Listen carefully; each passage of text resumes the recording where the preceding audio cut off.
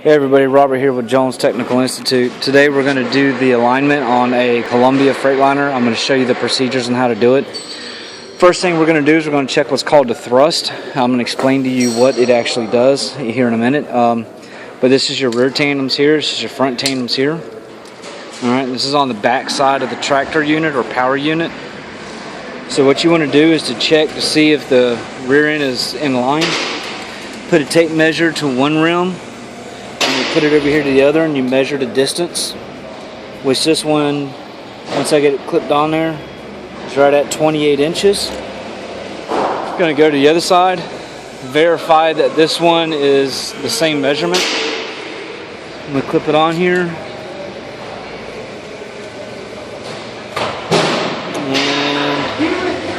And right at 28 inches.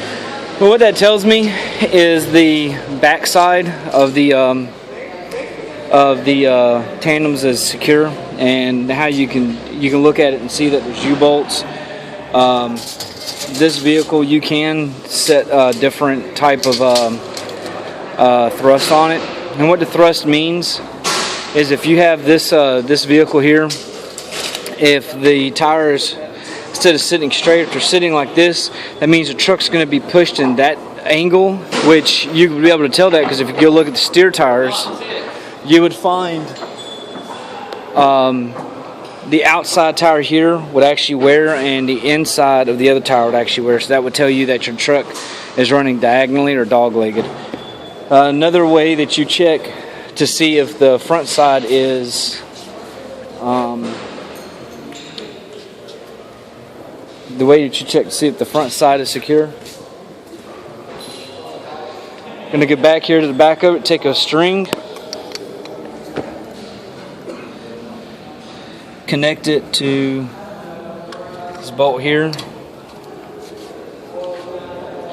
bring the string out, come around. We're going to come right here. Alright, so now at this point in time, what you would do is you would take your string as you can see it, and you'd make it to where it touches the front side of the tire. Okay, as you're touching that sidewall to it. Then from here, from the string here, you would take a tape measure, measure distance from here to here. And you don't want to measure off the sidewall because sidewalls will bulge, so to give you a false reading. So just go to the rim and read between these two here. Do the exact same procedure to the other side, and that's what that's going to do, is that's going to tell you the thrust for the front of the tandem. But we know the back is square. I've already done the measurement on this before, and the front was squared too, so we don't have to worry about that. The next procedure you want to do is what's called caster and camber. With the caster and camber, you want to take a digital protractor, turn it on, put it on the frame, and zero it out.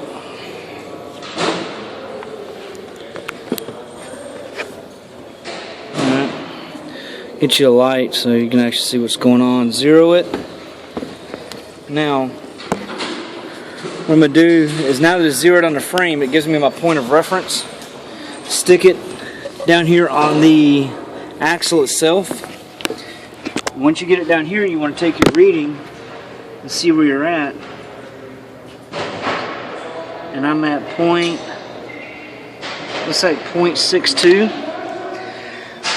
Once you know you're at, easiest way to do it is take your digital protractor and see which way it was tilting. I know that the arrow is pointing down, so because the arrow is pointing down, it's telling me I've got a positive on the caster. If the arrow was pointing up like this, it would tell me I have a negative on the caster.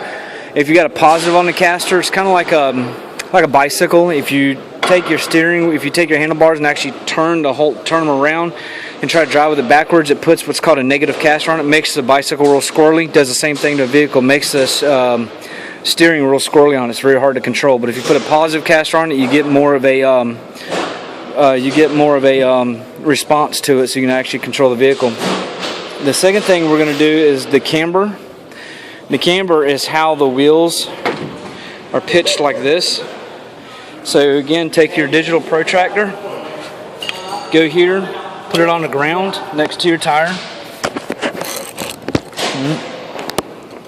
Now, zero it out. And once it's zeroed, take your digital protractor, put it to your rim. So I've got 89.4 is what I'm showing, and the arrow's pointing backwards towards me. So what I'm gonna do now is see if I lean it this way, that's called a negative caster. If I do it this way, the arrow changes, it's now a positive caster, but we know it was like this, so a negative caster. What that's telling me is it's telling me that the angle of the tire is actually pointed in, and the 9.4 for the caster, it's actually, what's 90 degrees. So you look at here to here is 90 degrees. So take 9.4 and minus it from 90. So you're going to get, 6? So you're going to have 0.6 degrees, which is perfectly acceptable. The idea for the casters is actually to, the way that they'll tell you is you want them straight in line.